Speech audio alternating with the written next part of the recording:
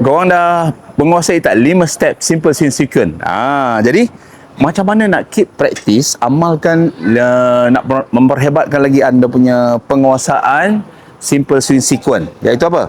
Iaitu kita address, the back swing, down swing, kena, bola, follow through. Cantik.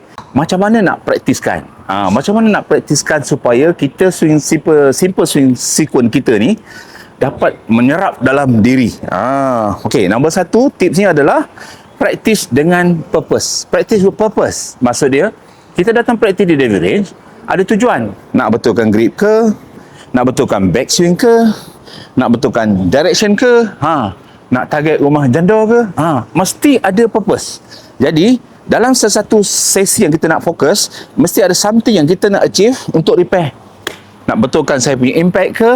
Dengan itu, day by day, practice yang you buat, pasti you punya simple swing sequence akan lebih baik dan you dapat lebih menguasai.